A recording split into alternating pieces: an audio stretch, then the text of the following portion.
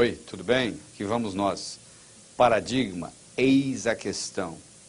O que conta não é o que acontece com você, mas como você responde ao que acontece com você. Posso ter dois indivíduos que vieram da mesma família. Um acha que a infância foi uma maravilha, o outro acha que foi um inferno. Não é verdade? Então o que conta não é a sua experiência, é como você reage à experiência que você tem. E essa percepção é a sua atitude. A sua atitude determina isso. Então nós temos uma atitude do indivíduo que é otimista e uma atitude do indivíduo que é pessimista. Eu sempre digo o seguinte: otimismo sozinho não resolve. Pessimismo atrapalha.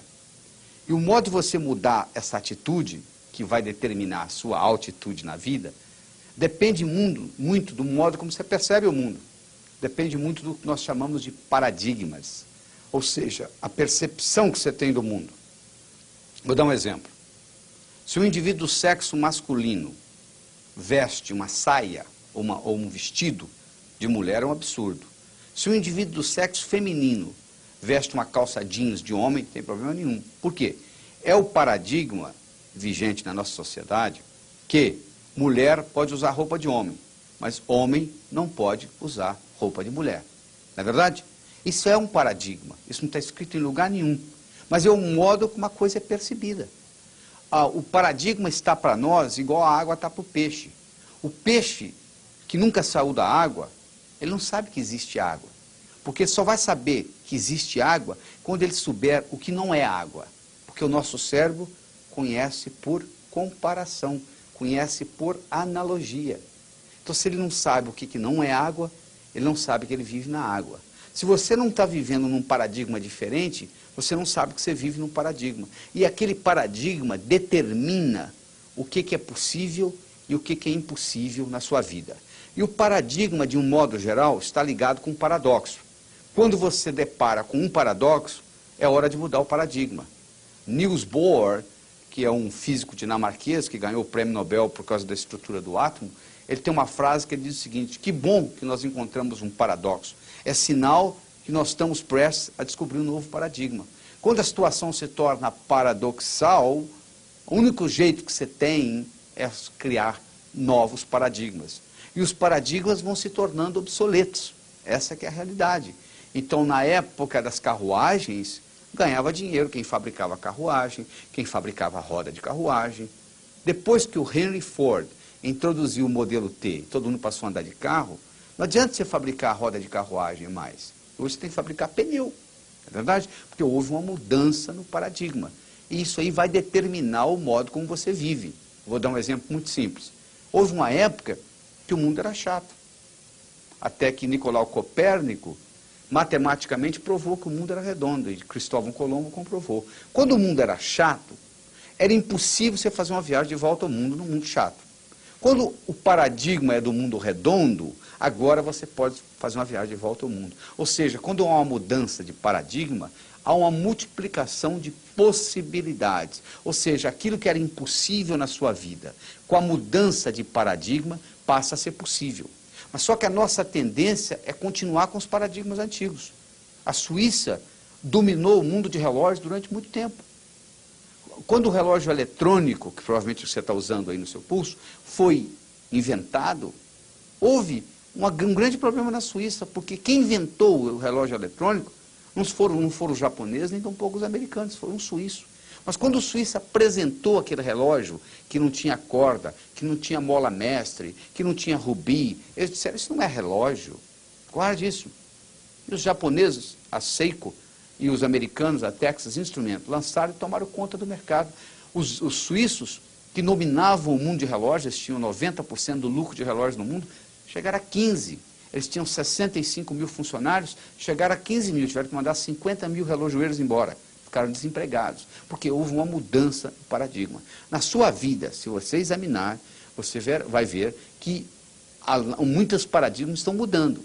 E se você não acompanhar com essa mudança, você vai ficando para trás. E o paradigma determina a sua atitude, porque você nunca vai saber se é sorte ou se é azar, dependendo do que vem depois.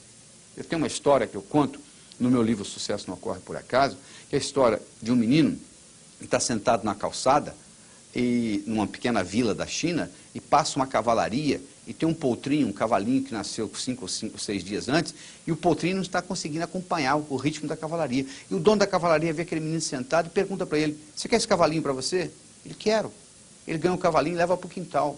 Aí o vizinho do pai do menino vem para conversar com o pai do menino e diz, poxa, seu filho é de sorte, hein? Ele diz, por quê? Ele está sentado lá na calçada, ganha um cavalinho. Ele diz, pode ser sorte ou azar, o tempo dirá. O cavalinho cresce, o menino cresce, pegado um ao outro. Um dia o cavalo foge, vai embora, o rapazinho entra em depressão. Vem o vizinho. Pô, seu filho é de azar, hein? Azar ou sorte, o tempo dirá, responde o pai do menino. 6 meses depois, o cavalo volta seguido de cavalos selvagens. Cavalo selvagem não tem dono, fecharam a porteira do curral, é deles. Vem o vizinho, seu filho é de sorte. Sorte, o azar, o tempo dirá. O rapaz vai montar num cavalo, o cavalo pula com ele, quebra a perna. Vem o vizinho, seu filho é de azar. Azar ou sorte, o tempo dirá. O reinado onde ele vivia declara guerra ao reinado vizinho. Todos os indivíduos da idade dele vão para a guerra, com exceção dele estar com a perna quebrada. Vem o vizinho, seu filho é de sorte. Sorte ou azar, o tempo dirá. Se eu chego num cassino, você está jogando, você está ganhando $1 milhão, você diz para mim assim, ganhei $1 milhão, eu pergunto, você já parou de jogar? Você diz, não. Então, você não ganhou ou perdeu até que você tirou as fichas da mesa. E aqui na nossa vida, nós tiramos as fichas da mesa quando nós morremos, quando nós transcendemos, quando nós mudamos o nosso endereço cósmico. Essa que é a verdade. Só aí que nós tiramos a ficha da mesa. Porque às vezes uma coisa que parece azar é sorte, parece sorte é azar. O tempo dirá. Então por isso que essa atitude positiva, de você estar sempre vendo os dois lados da coisa, é muito importante. Nós vamos discutir em segmentos futuros desse vídeo a importância dos problemas. E continua a aplicabilidade desse processo de atitude. Então o que hoje é impossível na sua vida, é impossível baseando-se no paradigma que você vive. Se você mudar o paradigma, as possibilidades se multiplicam. E todas as vezes que você mudar o paradigma, você não quer mudar, porque mudando você está declarando que você está obsoleto. Você está começando de novo. E toda vez que você começa de novo, você tem que voltar a estaca zero. Os suíços, quando finalmente se deram conta que tinham que entrar no mercado do relógio eletrônico, eles tiveram que aprender eletrônica com os japoneses e americanos. Todo aquele know-how que eles tinham de implantar mola mestre, rubi e etc., não serviu de nada. Eles tiveram que começar de novo. Então você tem que estar preparado para na hora que você fizer essa mudança, você tem que estar aprendendo novamente. Porque a única vantagem competitiva que nós temos hoje é a habilidade de aprender mais rápido. Porque os paradigmas se mudam com uma velocidade tão grande que o conhecimento que nós temos vai ficando rapidamente obsoleto. Mas existe um ditado do Mark Twain que diz o seguinte, se o único instrumento que você tem é o martelo, todo problema você pensa que é prego. A nossa tendência é dizer, não, peraí, eu sei como fazer isso. Eu já fiz isso no passado. O meu pai fez assim. Seu pai fez assim, não quer dizer nada. Aquilo pode ter servido na época do seu pai, mas não necessariamente serve nos dias de hoje. Voltamos a conversar.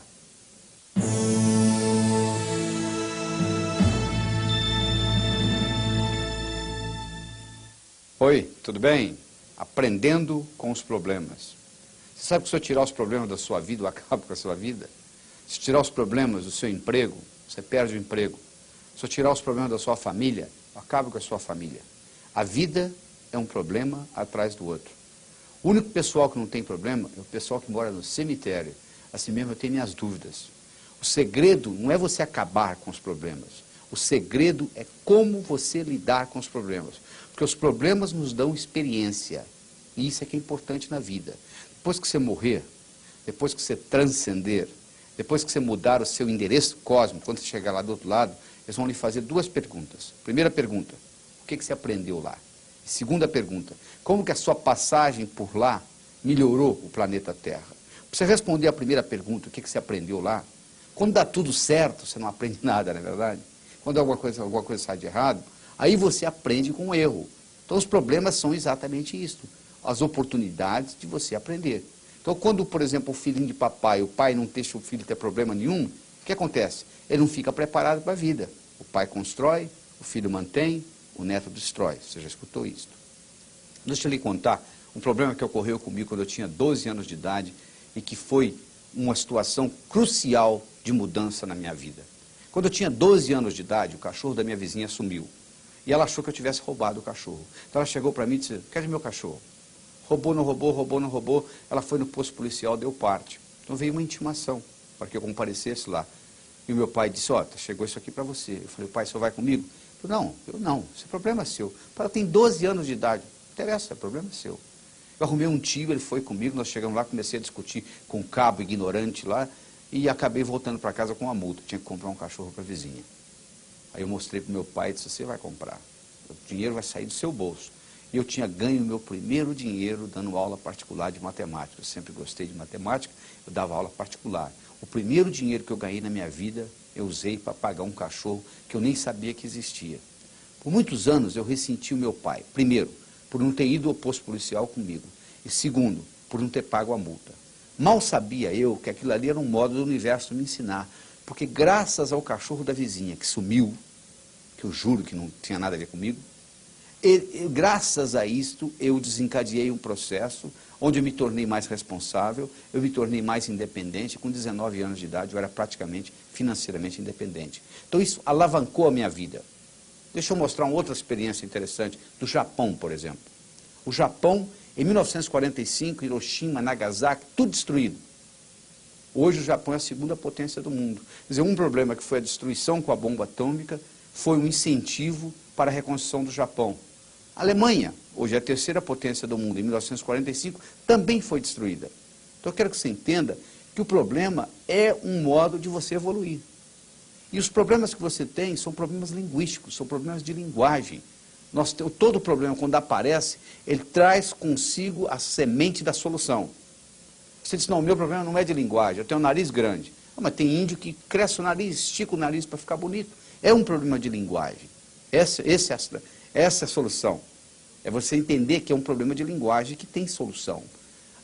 Prigogine foi um cientista que nasceu na Rússia e se criou na Bélgica, e hoje ele faz 6 meses na Bélgica, 6 meses no Texas, nos Estados Unidos. Ele ganhou o Prêmio Nobel de Físico-Química. Ele tem uma teoria, a teoria das estruturas dissipativas, onde ele divide os sistemas no mundo em sistema fechado e sistema aberto.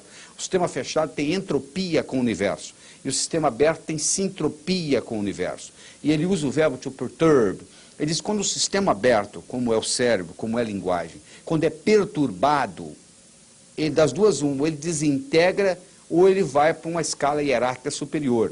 Exemplo, você pega um menino de 14 anos de idade, numa cidadezinha do interior, traz para uma grande metrópole, nos primeiros 6 meses, das duas uma. Ou ele vira um paciente psiquiátrico por causa do estresse, ou ele se adapta à nova cidade, à nova metrópole e não quer mais voltar para a cidadezinha do interior. Provavelmente isso até aconteceu com você. Você veio de uma cidade menor, estudou numa cidade maior, não quis voltar.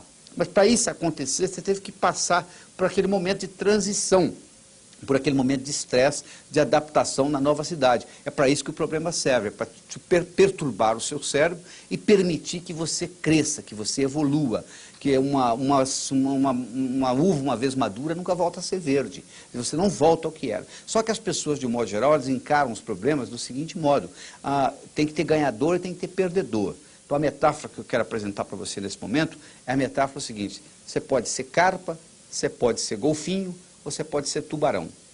Quando você é carpa no mundo, é um indivíduo que acha que ele é vítima dos problemas. Ele é vítima da sociedade, o universo é escasso, não tem para ele, ou ele não joga, ou quando ele joga para perder, no máximo atrapalhar alguém ganhar. O tubarão já tem uma mentalidade diferente, apesar do princípio ser o mesmo, o princípio de escassez. Mas o tubarão pensa o seguinte: o universo é um lugar escasso. Só como não tem para todo mundo, eu vou defender o meu. Então ele faz o contrário, ele ganha, só que ele gera o sistema ganha, perde. E o terceiro componente da metáfora é o golfinho, que é um indivíduo que para eu ganhar você não precisa perder, a não ser que você insista. Então eu posso resolver os meus problemas sem criar um problema para você. O golfinho, não sei se você sabe, tem o cérebro mais sofisticado do planeta. O cérebro do golfinho é mais sofisticado que o cérebro humano. Ele é capaz de manter 5 diálogos simultaneamente com os outros golfinhos, assuntos diferentes, a linguagem deles.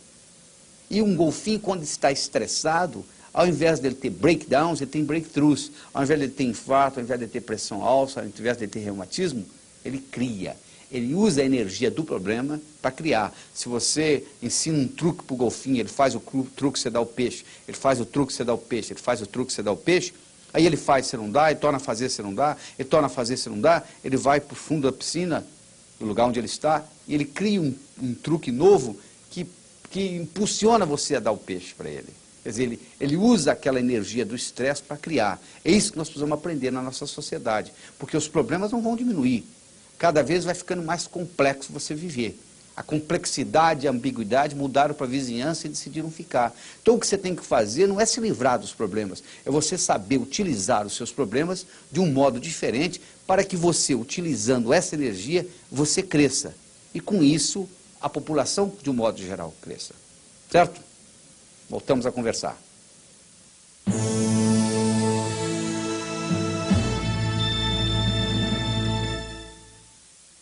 Olá, tudo bem? Para quem que você trabalha?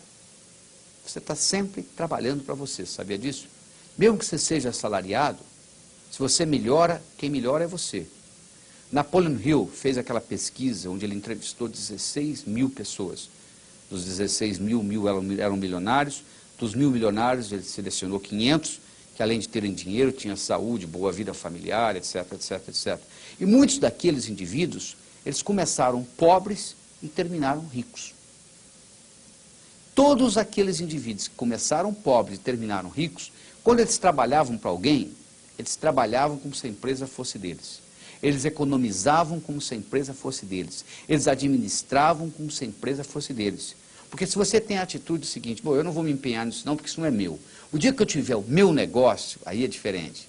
Aí o dia que você tiver o seu negócio, sabe o que acontece? No momento que você for fazer, você não tem know-how para fazer. Aí acontece o que acontece no Brasil. Mais de 50% das empresas abertas fecham nos primeiros 12 meses, porque o dono da empresa não tem know-how, porque ele não se empenhou em trabalhar para o outro, e o dia que ele abriu o dele, ele não tem know-how de como ser dono de empresa. Então o que você tem que fazer, se você é assalariado, é trabalhar como se a empresa fosse sua. E tem que trabalhar mesmo, porque sucesso só vem antes de trabalho no dicionário. Mas, por outro lado, trabalho sozinho não traz sucesso. Eles entrevistaram um milionário que ficou milionário aos 65 anos de idade, em Brooklyn, New York. E eles perguntaram para o indivíduo, por que o senhor ficou milionário aos 65? Por que não aos 55? Por que não aos 45? Sabe o que ele respondeu? Eu estava muito ocupado trabalhando, não tinha tempo de ganhar dinheiro. O que ele quis dizer com isso? Que às vezes você focaliza tanto no que você está fazendo, que você esquece de dar um passo para trás e ver a coisa numa perspectiva maior. Porque para você ser bem sucedido profissionalmente, você tem que fazer as coisas acontecerem. Não significa necessariamente que você tenha de fazê-las. Aí é que vem a palavra delegação, que pouca gente entende. Delegar significa que eu vou entregar para alguém que faça pior do que eu. De antemão eu já sei disso, mas eu vou entregar de qualquer jeito, porque eu delegando para outra pessoa, que faz pior do que eu faço, eu vou primeiro liberar o meu tempo para fazer coisa mais importante. E segundo, eu vou estar ajudando a outra pessoa. Você imaginou um cirurgião para operar, tivesse que ser um ótimo cirurgião? E como que ele vai se tornar ótimo? Ele tem que aprender. Alguém teve que delegar para ele chegar lá. Então a pessoa que não sabe delegar, ela está presa, porque você só tem 24 horas por dia, você tem um limite de tempo. O indivíduo que aprende a delegar, ele então alavanca, ele consegue fazer várias coisas ao mesmo tempo. A outra coisa importante para você entender em aspecto de sucesso profissional, é você entender a diferença entre a palavra eficiência e a palavra eficácia. Eficiência significa fazer bem feito, eficácia significa fazer o que precisa ser feito. Você pode fazer muito bem feito, mas não precisa ser feito, que diferença que faz? Nos Estados Unidos, aconteceu um acidente com 3 ou 4 crianças, onde elas ficaram presas dentro de geladeiras velhas, que iam para o basement, para o porão da casa, a criança entrava, a geladeira batia, você lembra que antigamente você deve ter visitado a casa da sua avó, a geladeira tinha uma maçaneta, e aquela tranca trancava. Então, de dentro não conseguia abrir. Então as crianças morreram asfixiadas, foi uma confusão enorme nos Estados Unidos, então eles decidiram montar geladeiras que abriam de dentro para fora também. E resolveram treinar as crianças no jardim da infância para abrir geladeira de dentro para fora. Na hora que está tudo pronto para começar, veio um sujeito e disse, para, não precisa nada disso. É só colocar um imã na porta da geladeira. Quando você bater, ela fecha. Se alguém ficar preso ali, é só puxar o pé e abra. Aí o sujeito disse, não, mas está tudo preparado para ensinar para as crianças. Eu disse, mas não precisa. Ensinar o quê? E se na sua geladeira da sua casa hoje, tem isso, tem um ímã que segura. E você quer abrir, é só você puxar, não tem problema nenhum. Então olha que interessante. O que é isso? É fazer o que precisa ser feito. Todas as vezes que você for na sua empresa, ou na sua vida de um modo geral, gastar tempo ou dinheiro com qualquer coisa, a primeira pergunta que você tem que fazer é a seguinte: isso precisa ser feito ou não? Se a resposta é não, não perca tempo fazendo. Porque o que acontece muitas vezes é a nossa famosa burocracia, né? Diz que a única coisa que nos livra da burocracia é a sua própria ineficiência. Você vê a burocracia, a quantidade de energia que nós gastamos fazendo coisa que não precisa ser feita. Esse aqui é o grande problema. Você utilizar a energia por nada. E isso é eficiente? É eficaz? Não está gerando efeito positivo. A outra coisa importante que você tem que entender no aspecto de trabalho é o aspecto de liderança. É o aspecto de você ser capaz de motivar as outras pessoas, de você ser um líder. Ser líder, você não nasce líder, você não vai num berçário e diz assim, aquele ali vai ser um bom líder, aquele não vai. Liderança é programação, você pode incorporar isso na sua vida em qualquer fase. Existem certos componentes, certos ingredientes que fazem um líder um líder. Um deles é a visão. O líder é um visionário, ou seja, ele consegue ver antes da coisa existir. O líder é um vendedor de sonho, ele está vendendo uma coisa que não existe ainda. Quando Kennedy, em 1961, falou que queria o homem pisando na Lua no final da década de 60, e dia 20 de julho de 1969, Neil Armstrong fez isto. Quando ele falou em 61, não haveria nenhuma possibilidade técnica daquilo acontecer, mas ele criou uma visão. Isso é muito importante. A outra coisa importante é você estar comprometido com o seu trabalho, com a sua visão. A visão nunca pode ser dinheiro, não tem nada errado com dinheiro, mas o dinheiro vem como consequência do seu trabalho, da sua visão, daquilo que você quer manifestar, pelo prazer de manifestar. A outra coisa importante é você saber se comunicar, você saber conversar metaforicamente. A metáfora é a linguagem dos deuses. É importante você trabalhar com integridade. Nem tudo que é lucrativo é íntegro, mas tudo que é íntegro é lucrativo a longo prazo. Essa frase é de Buckminster Fuller, que foi provavelmente um dos indivíduos mais inteligentes que viveu nesse século. Então você tem que ter integridade. Nós não tem nenhum camelô aqui. Você quer fazer o negócio de novo, e de novo, e de novo, e de novo. Você tem que usar mais a sua intuição no seu trabalho. A quantidade de informação dobra a cada 4 anos. A partir do ano 2000, dobra a cada 20 meses. Você não vai conseguir coletar todos os seus dados para fazer uma decisão. Intuição significa fazer decisões corretas com dados incompletos. E cada vez mais você vai ter que ser capaz de utilizar essa intuição, que isso é uma característica do hemisfério direito. E você tem que também entender de realidade. Você não adianta você dar uma de avestruz e enfiar a cabeça na areia. Você tem que entender onde você está operando, qual é o mercado, o que isso pode lhe dar de lucro. O seu pior competidor ainda não apareceu, vai surgir do nada, porque a mudança é muito grande, a competição aumenta cada vez mais. Então você não só tem que trabalhar, mas você tem que dar um passo para trás e ver isso de uma forma diferente, de uma forma panorâmica, conseguir antecipar o futuro, trabalhar com excelência, trabalhar com inovação, estar em constante inovação o tempo todo, mudando, porque muda, o mercado é dinâmico, ele está sempre em mudança, sempre em mutação. Do mesmo modo que o mercado está em constante mutação, a sua abordagem tem que estar em constante mutação, porque senão vai acontecer o que acontece com a maioria das empresas. Você pega as 500 maiores empresas mundiais em 95, você pega as 500 maiores empresas mundiais em 1960, 2/3 daquelas que eram grandes em 60 não existem mais. O que aconteceu? Elas acreditaram que tinham bastante sucesso, que eram grandes, o paradigma mudou, o mercado mudou, elas não conseguiram fazer nada. É verdade? Volto a conversar com você no próximo segmento.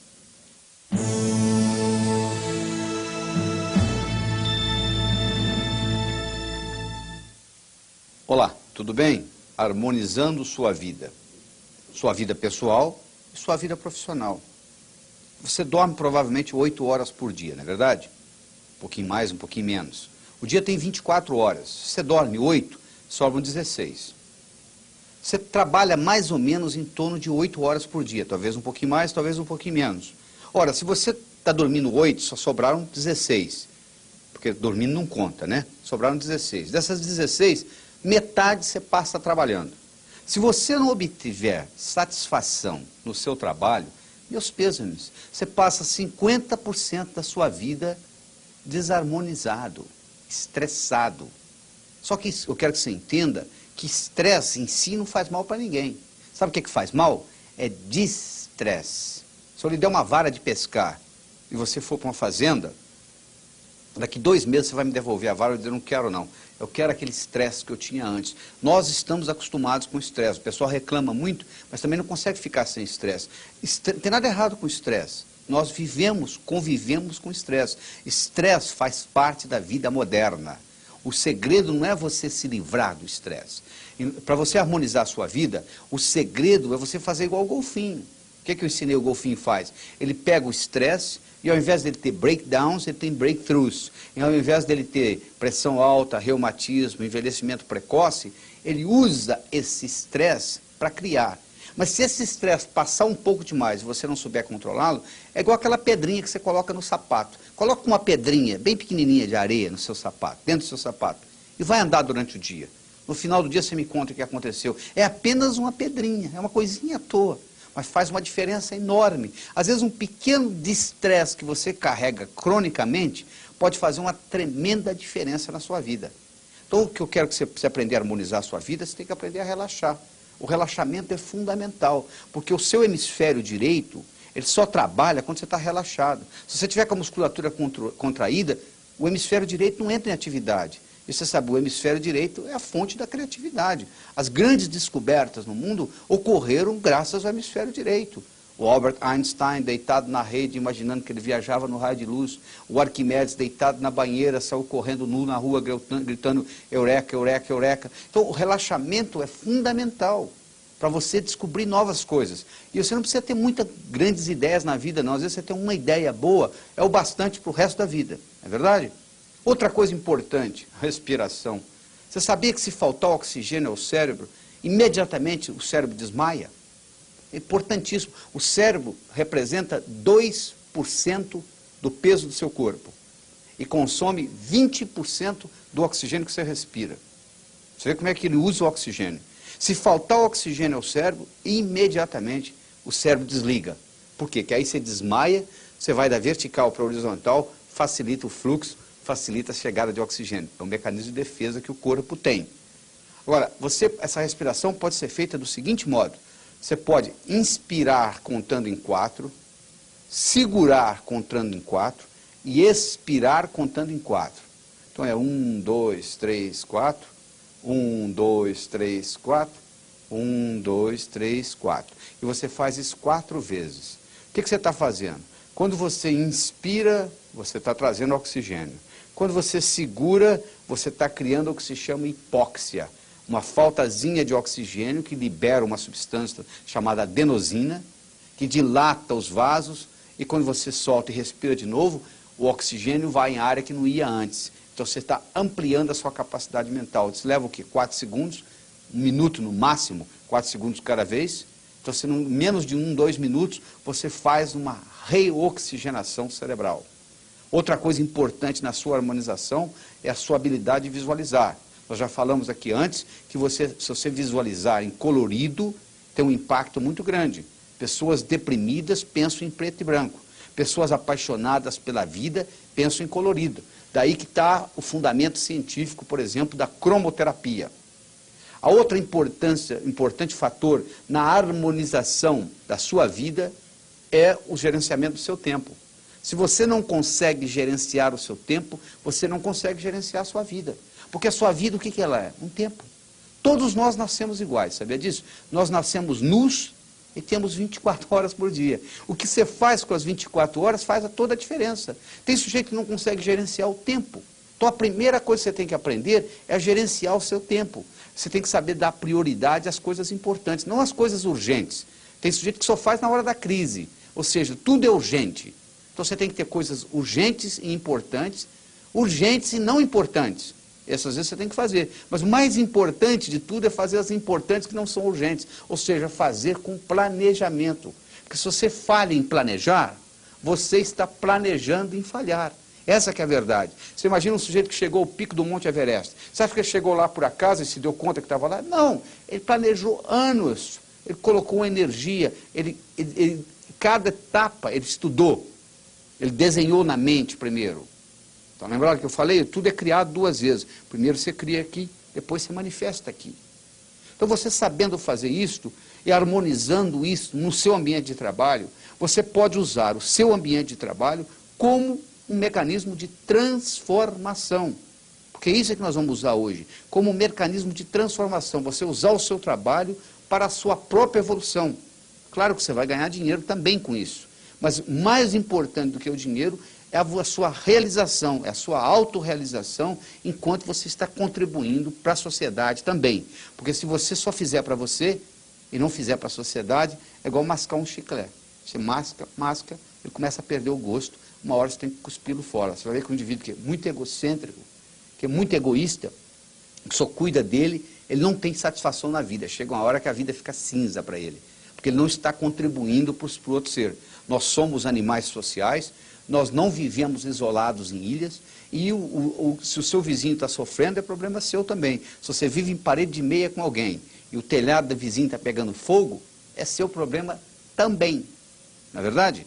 Então é importante você harmonizar tudo isto, aprender a trabalhar com relaxamento, aprender a trabalhar com respiração, que facilita a oxigenação, saber gerenciar o seu tempo, fazer tudo de modo ético, porque se você fizer isso sem ética, existe um conflito interno, que você paga um preço. Todas as vezes que você é antiético, todas as vezes que você está em incongruência com seus valores, há uma depressão do sistema imunológico, você fica mais propenso à doença, essa é a verdade. Os indivíduos ficam mais propensos à doença, desenvolve câncer e etc., porque ele está gerenciando esse problema ético. Se você vai fazer alguma coisa que gere sentimento de culpa, às vezes não vale a pena fazer, porque uma das manifestações de maturidade é você poder adiar gratificação. Às vezes o sujeito quer alguma gratificação imediata, mas ele paga um preço muito caro por isso, não vale a pena. Então o que adianta você fazer tudo isso se a sua vida está desarmonizada? Então, harmonizando a sua vida é muito importante, porque do contrário não adianta nada. Que adianta? Você morre aos 40 anos de infarto, o que adianta todas essas metas, todos esses sonhos, todas essas realizações que você planejava? Não vai ter impacto nenhum. Não é verdade? Pois é isso aí. Continuo discutindo com você no próximo vídeo. Até lá.